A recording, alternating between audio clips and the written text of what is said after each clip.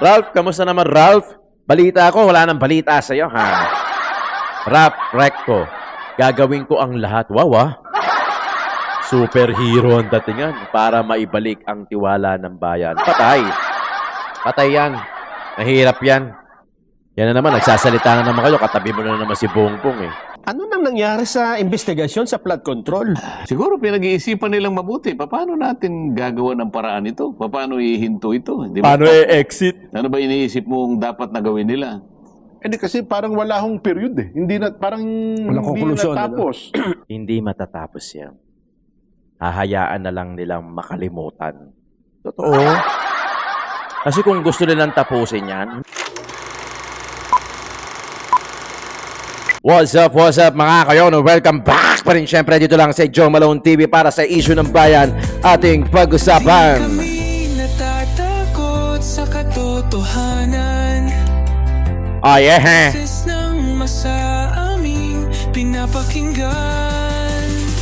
Joe Malone TV, issue ng bayan. December 27, araw ng Sabado sa Pilipinas. Mga kayon, May nabalita, walang kinakampihan. Sumasalamin sa katotohanan lamang. okay naman yung Pasko namin. Masaya naman. Totoo ang laban. Hindi puro drama, di rin chismisan. Lahat ng tanong may klarong kasagutan. Kasama ka dito sa diskusyon. Boses mo may halaga sa solusyon. Laging alerto, Mapagmatsyag, truth ang hanap. Di kami natitinag. Walang palusot, walang dayaan. tunay ang serbisyo, Diretsong usapan. Joe Malone TV, issue ng bayan. Ating pag-usapan. Tunay na balita. Walang magandang umaga, hapon o gabi sa inyo lahat. Nagbabalik ang Joe Malone TV para sa issue ng bayan. totoo ang laban. Ating pag-usapan, ha? Walang kampi. Balita. Katotohanan. Katotohanan. Para sa bayan. Para sa bayan. Alright! Mega love shoutout sa lahat ng viewers natin abroad ka man o dito sa Pilipinas, Luzon, Visayas, Mindanao. Isang mapagpalang araw. Makaraos man tayo sa Pasko. Di ba? Mahalaga walang may sakit. Di naman kinasinasabi ng Panginoon na maghanda kayo o wala kayong handa. Wala naman. So regardless kung may handa o wala, may pera man tayo o onte o kapos o gipit na gipit, ang mahalaga yung hindi tayo nagkakasakit dahil pag nagkasakit malamang negative pa tayo niyan. Mega love shoutout po sa inyo lahat. Maraming salamat sa pagnood, pagpunta rito, kikinig dito sa Joe Malone TV para sa issue ng bayan, ating pag-usapan na programa natin tuwing araw-araw. Maraming salamat. Paki-double check naman mga kayo kung nakasubscribe na kayo. Kung hindi pa naman, paki-subscribe na lang at paki-click yung bell icon. Okay? Maraming salamat. Subscribe nyo na rin ito mga backup channel natin. When Tito Talks, we're talking about anything under the sun. Tito ng ina mo para sa food vlog natin, yung Solid Duterte Update. Yung Solid Duterte Update, ang difference na nun dito sa channel natin, kasi ito reaction. Yun yung sa field. So may tao tayo doon, may admin tayo doon, meron taga-upload doon. So sila yung mga pupunta dito sa ganito, kapag may bisita kay VP Inday Sara, nag-email na rin tayo kay VP Inday Sara. So soon, ma-uploadan ng admin doon kung ano yung mga kaganapan dahil malapit na yung election. Pero may mga upload yun. Yung mga full video. Okay? Eto na. Maraming salamat sa lahat, ha. Yung medyo gumaganda yung views natin kahit papano kumpara na mga nakaraan araw. Maraming salamat po sa inyo. Baka nare-recommend na ulit tayo ni YouTube. Okay? Don't forget to like and share etong video natin para sa engagement. Attendance check sa baba mga kayon, ha? Simulan na natin. Eto na naman si Ralph. Ralph, kamusta naman, Ralph? Balita ko, wala nang balita sa'yo, ha? Ralph, Recto. Gagawin ko ang lahat. Wow, ah. Superhero ang datingan para maibalik ang tiwala ng bayan. Patay. Patay yan. Mahirap yan. Yan na naman, nagsasalita na naman kayo. Katabi mo na naman si Bongbong, eh. Yung sinasabi ni Bongbong na mayroong makukulong lang yan. Yung nakakulong, galunggong. Baka nga gurami pa. Yung tipong hindi makakain. Okay pa yung galunggong eh. Iprito mo ng tostado, lalo na yung maliliit. Ang sarap kainin yan. Pero yung gurame, alam niyo yung gurame, yung nakukuha sa kanal? O pagka inalagaan mo, tapos nilagyan mo ng tubig na galing sa gripo, mamamatay. Kasi sanay sa kanal. Sa kanal, nabubuhay. Sa tubig gripo, namamatay. Di ba? Alam niyo yung gurame. Wala, hindi naman kasi nangyari yun eh. Yung bago magpasko, mayroong mahuhuli, makukulong na mga malalaki. Wala. Walang malaking isda. Puro gurame. Worst pa nito, yung kataba eh. Alam niyo yung kataba? Yung pinapakain sa isda din. Isda din siya na maliliit. Masahol pa ata sa kanal yun eh. Tapos papakain mo doon sa isda mong mga, kunyari, yung arwana mo, yung snakehead mo. Yan ang kinakain nila. Kataba ang tawag dyan. Pag bumili ka niya, nalagang 10 piso, 20, marami na yun. Huhulihin na ng ganun yun. Walang galunggong, walang bluefin tuna, walang lapu-lapu na mapulang hasang. Puro kataba at gurame. Tapos sasabihin niyo, may babalik ang tiwala ng taong bayan. Nek-nek mo. Walang ganun, uy. Tapos dinagdagan pa nung, kaya kami binabato kasi nasa taas kami. Tapos yung bumabato sa amin, nasa baba. So hindi mo alam kung ano yung pinaparinggan ni Ate Pilma doon. Yung mga politiko ba na nambabas sa kanya o yung mga poorest of the poor o yung mga basher. Diba? Hindi naman niya nilinaw. Diba? Yun ang mahirap kasi. Alam mo yon, gaya ng sinabi ko sa previous na video na upload natin, na episode natin, ayoko yumaman. Totoo. Totoo, ayoko yumaman. Sakto na ako doon sa may savings na pag gusto na kumain ng mga anak ko sa Jollibee, sa restaurant, Mang Inasal, makakakain kami. Pasalamat na ako doon. Yung walang magkasakit sa amin, pasalamat na ako nung kasi sigurado, pag wala kang ipon, tas may nagkasakit, sigurado negative ka na, may utang ka pa. Kaya di bali nang walang pera, di bali nang hindi mayaman, basta walang magkakasakit. Di ba? Yung tipong may konti ka lang na pambili ng, kunyari, may sinipon, kailangan mong bumili ng mga gamot, tempra, meron ka nabibili. Pag niyaya ka ng anak mo na kumain ka ng Jollibee, Mang Inasal, merong pwede. Yung tipong pag gusto mo magbakasyon dahil urat na urat ka na sa gobyerno ng Pilipinas, pwede na hindi mo inaalala na baka umabsent ka. Bawas sahod. Okay na ako doon. Totoo. Hindi ako nagmamalinis. Hindi ako hipokrito. Ayokong yumaman dahil pag marami ka ng pera, malaki yung chances. Pagka hindi mo kayang humawak ng pera, baka mabago ka. Gaya na nangyayari sa kanila. Magkano? Di ba? Yung pirma kuno. Allegedly, anonymously, pirma 150M, cold cash, nasa duffel bag, tapos yung duffel bag, LV pa. Aba, matindi yun, di ba? Talagang pusa, dignidad sa future ng taong bayan ang pwede mong ibenta. Dahil nasisilaw kayo sa pera. Yun ang mahirap. O masyado ng greedy, masyado ng sakim. Ha? Huwag ganon. O, panoorin natin. Ay, naku. Marcoleta. Ano pa ba, Nelson? Mainit na issue ngayon. Bago matatapos na ang taon, hindi natin maiwasan na puro masaya ang ating pag-uusapan. Kaya nga eh. Di ba dapat masaya? Oo. Well, Kaya yun talaga lang- ang hinahangad natin. Oo, pero dahil matatapos ang taon, hindi natin siguro may iwasang sabihin at itanong sa inyo, Sen, na ano nang nangyari sa investigasyon sa flood control? Yan. Kasi una, sa Senate, ang sabi, Di ba dapat palitan natin ang sistema kung minsan? Palagi na lang akong tinatanong niya kung kayo naman tanongin ko halimbawa. Hindi ko kami nakakapasok ng Senado. hindi pa kami nananalo. Hindi man kinakailangan maging senador kayo. Halimbawa, baliktarin natin. Oo.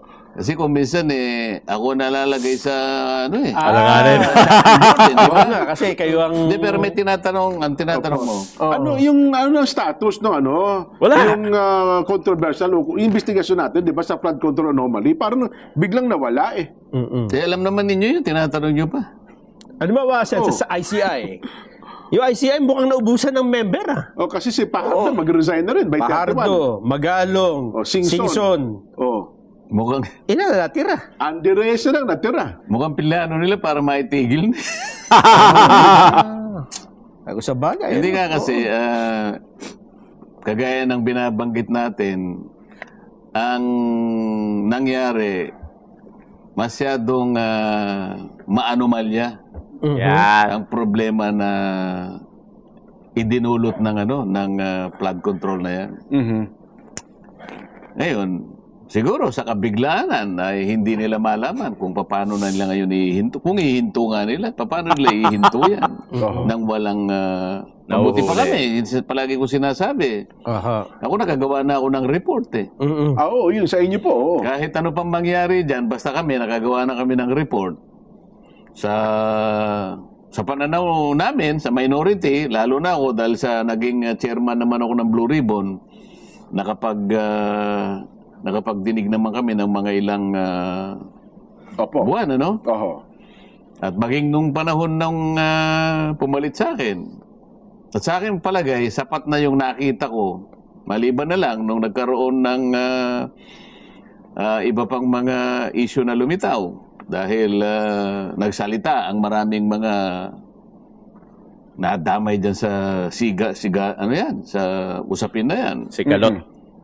Siguro pinag-iisipan nilang mabuti. Paano natin gagawa ng paraan ito? Paano ihinto ito? Hindi ba? Paano i-exit? Ano ba iniisip mong dapat na gawin nila? Hindi kasi parang wala hong period eh. Hindi na, parang Walang hindi conclusion, na natapos. Hindi matatapos yan. Hahayaan na lang nilang makalimutan. Totoo. Kasi kung gusto nilang tapusin yan, noon pa tapos na yan. Sinasadya nila talagang pahabain, sinasadya nilang lituhin. Sabi ko nga sa inyo, lagi ko sinasabi dito kahit noon pa, last year pa, hindi nila tayo bibigyan ng konkretong sagot. So we keep on asking why. Gagawin nilang mangmang inosente yung taong bayan para hindi na tayo magtatanong, hindi tayo maging matalino, hindi tayo maging mausisa, hindi tayo yung palatanong. Alam niyo yung mga palatanong, yan yung mga matatalino eh. Kasi they keep on asking why. Di syempre, sasagutin na ganito. Pag nagtanong siya, alam niyo yung mga batang, bakit ganito? Ma, di ba yung makukulitan pa nga tayo minsan? Bakit yan? Kita mo, kasi curious eh. Na-absorb nila yung sagot pagka sinagot sila doon sa mga tanong nila. Dito sa atin, hindi.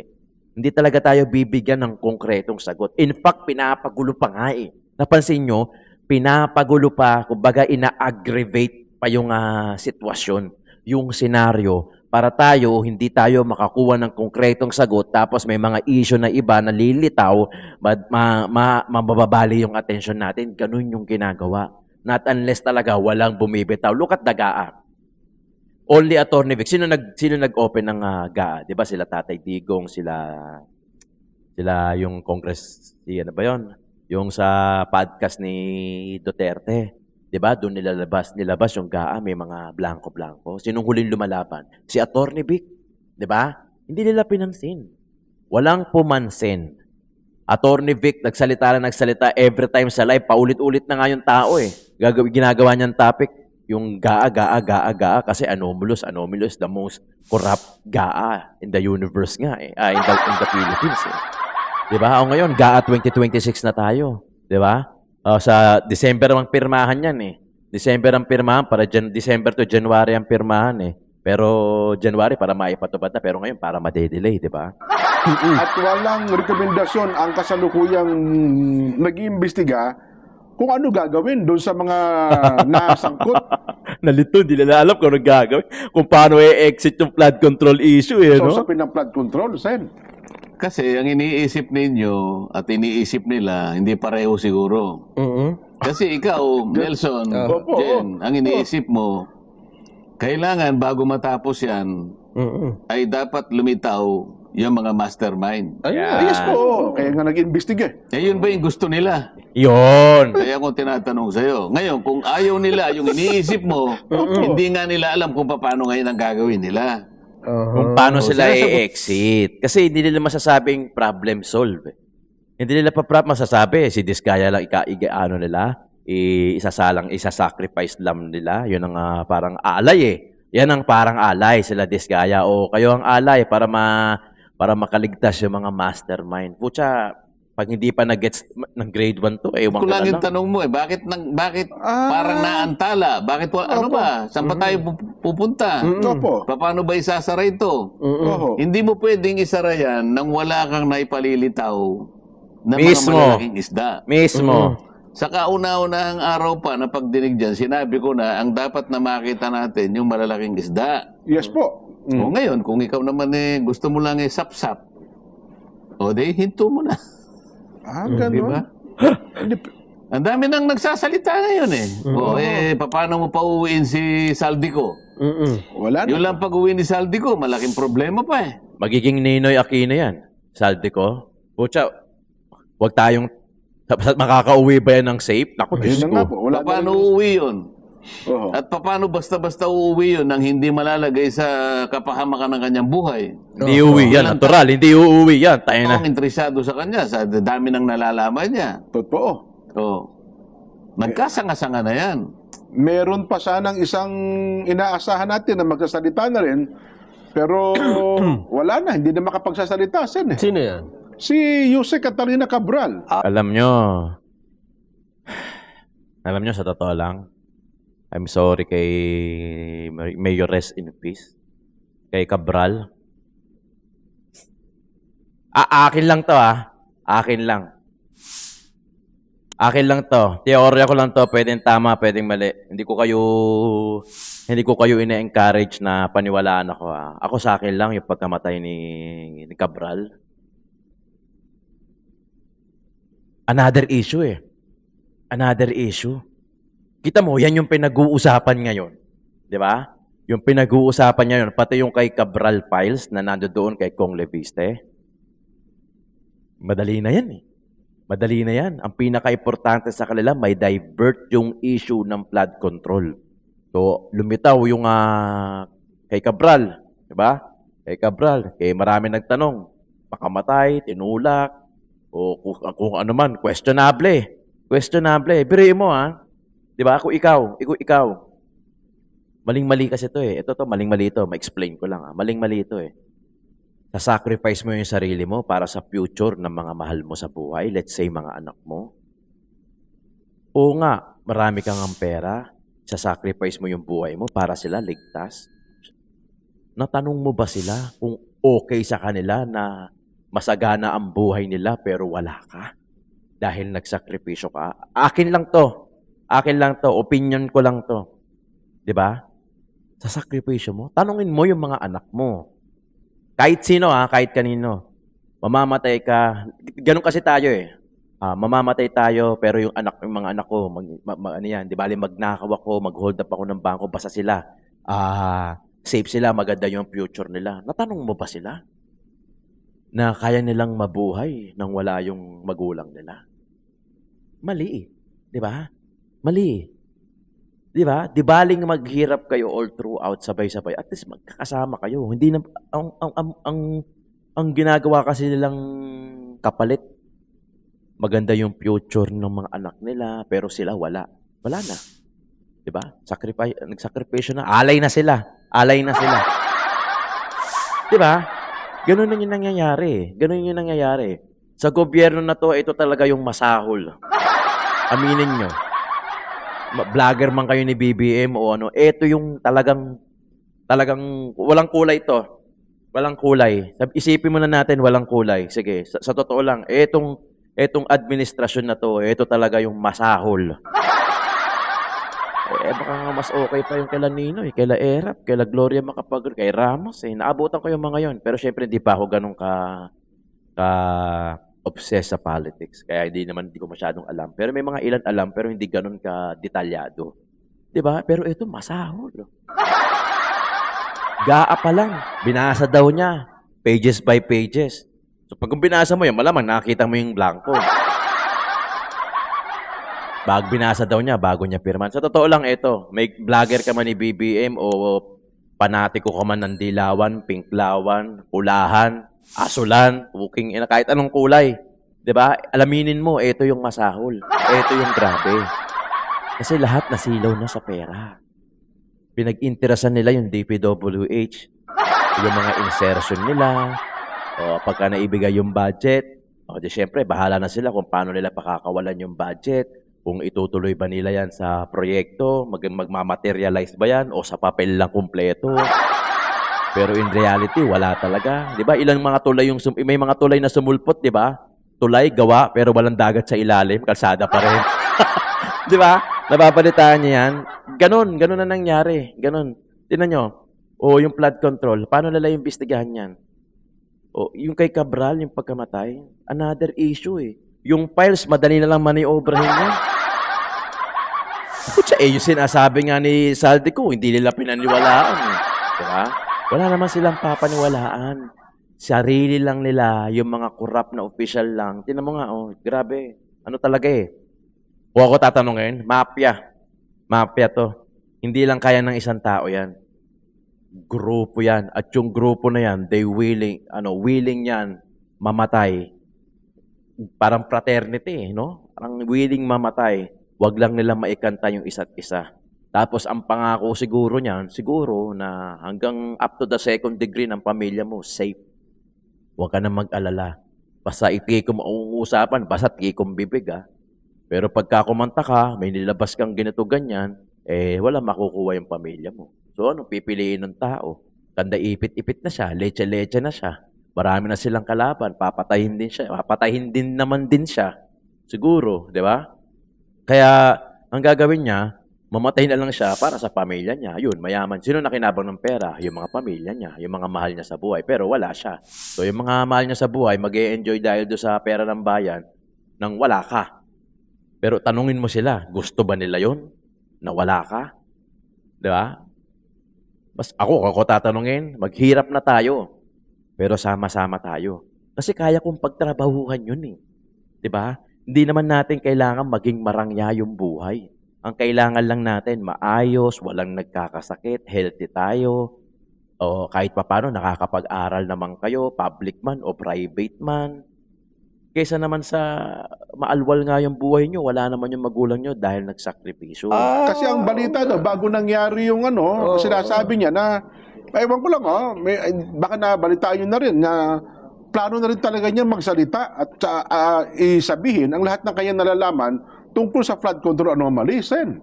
Maaari, kasi noong ako ang chairman ng Blue Ribbon Committee, hindi kasi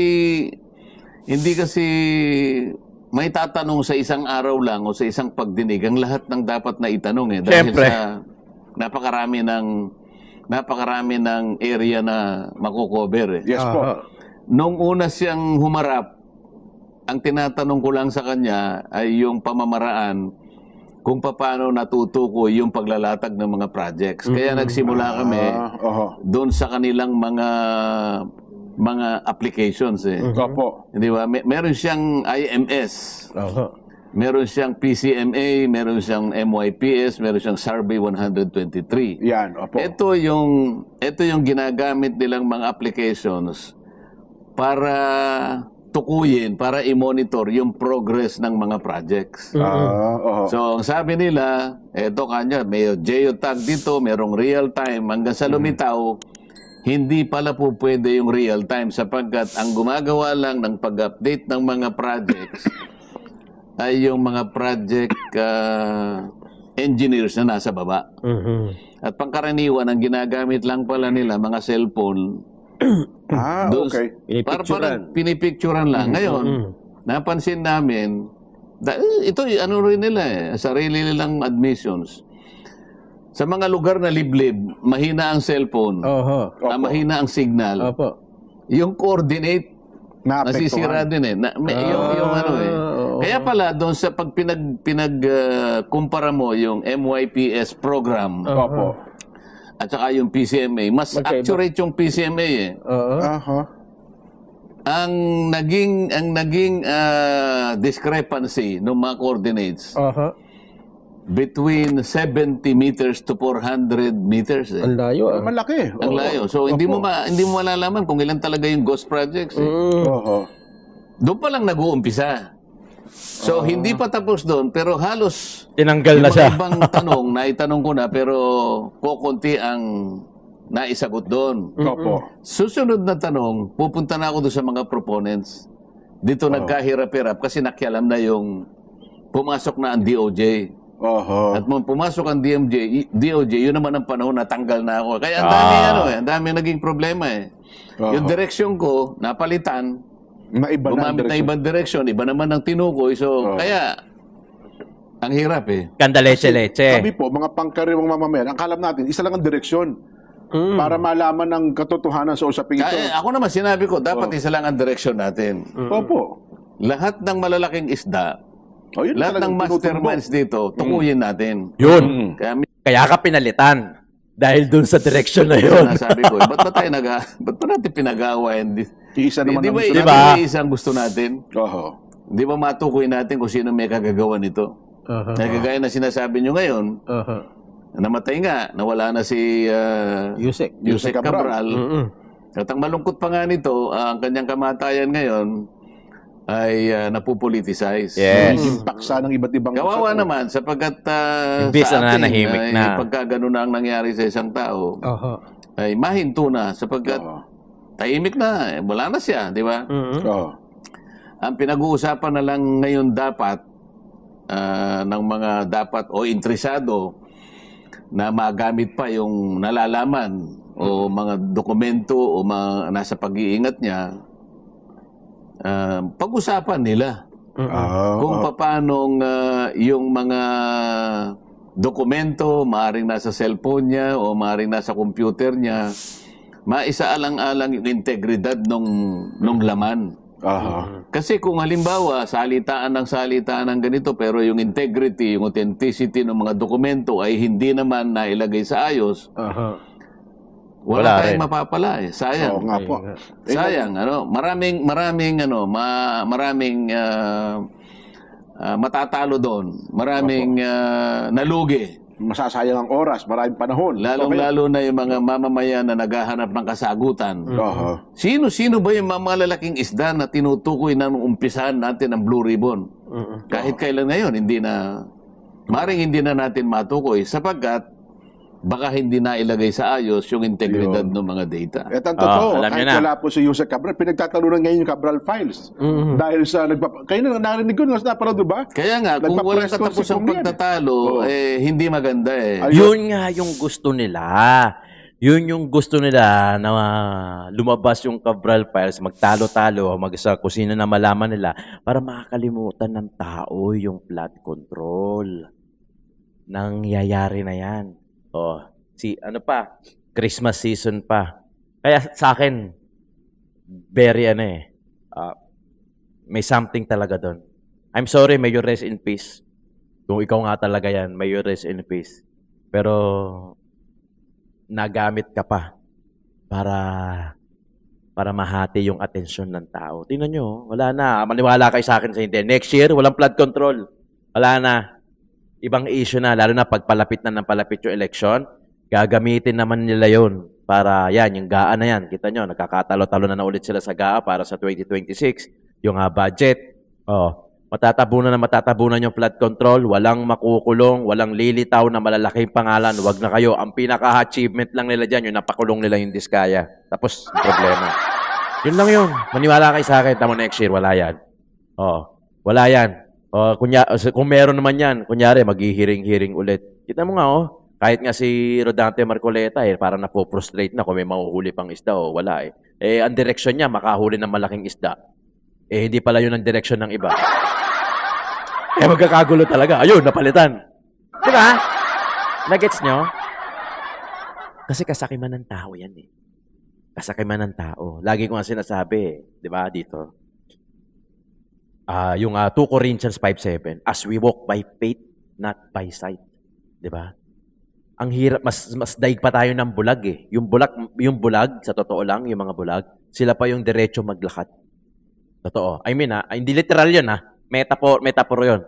Hindi literal na pag naglakad diretso. Sila pa yung diretso maglakad. In a way na yung prinsipyo nila diretso. Kasi wala silang nakikita Di ba? Imagine mo, as we walk by faith, not by sight. Parang ganito lang yan. Sample nito, ganito. Sample. May maliit tayong mga anak. Di ba? Sinama natin sa palengke, sa mall. Di ba? Yung faith ng mga anak natin sa atin, ganun na lang to the point na hawak-hawak lang natin yung kamay, pero hindi sila tumitingin sa atin. Ang lalaki ng mga building, ng mga jeep, pupunta sa mall, ang lalaki ng mga tao, ang nakikita lang niya, kasi usually, mga hanggang tuhod lang natin yan, di ba? Nakikita nila, pero basta hawak-hawak niya yung kamay ng magulang niya, yun yung nagsisilbing faith kahit hindi na siya tumingin. As we walk by faith, not by sight. Kahit hindi na sila tumingin, alam niya, hawak-hawak lang niya yung kamay ng anak niya. Alam niya na hindi siya papabayaan ng magulang niya, basta hawak lang niya yung kamay niya ng magulang niya. Kahit maglalakad, pumunta pa yan ng Divisoria, ganun kadaming tao, pumunta ng mall, ang lalaki ng mga building, pumunta ng Makati. Basta hawak lang niya. Ganun yung faith ng bata sa magulang na hindi siya maliligaw, na hindi siya iiwanan. Doon ko nasabi na talagang mas diretso pa maglakad yung bulag pagdating sa prinsipyo kaysa sa atin mga nakakakita. Wala eh. Nasilaw sa pera. Aanin niya yung pera. Lagi ko sinasabi dito, pasensya na. Lagi ko sinasabi dito, pero talagang mag-i-inject ako na mag-i-inject ng mga ganito eh. Lagi ko sinasabi na talagang isinilang tayo ng wala, mamamatay din tayo ng wala. Yung perang ninakaw ninyo, hindi nyo naman madadala yan doon dahil hindi nyo rin kayang ipagyabang yan sa Diyos. Dahil yan ay mga material na bagay lang. Di ba? Sino lang ang makikinabang dyan? Yung mga anak nyo, yung mga mahal nyo sa buhay, sila lang ang gagastos ng mga pinagnanakaw nyo. Ang tanong, sa tingin nyo ba 100% silang masaya kahit may hawak silang limpak-limpak na pera, knowing na wala kayo sa buhay na nila? Ganun lang kasimple. Kaya ayoko yumaman eh. Okay na ako yung may savings lang. May tamang panggastos lang. Pambili lang ng ulam, pagkain. Hindi hypocrisy yan. Ayoko. Kaya nga kontento ko kung ano lang yung ibigay na views sa akin. Okay na ako doon. Diba? Pwede ko namang ihingi sa inyo yan eh. I mean, subscribe nyo naman yung channel to.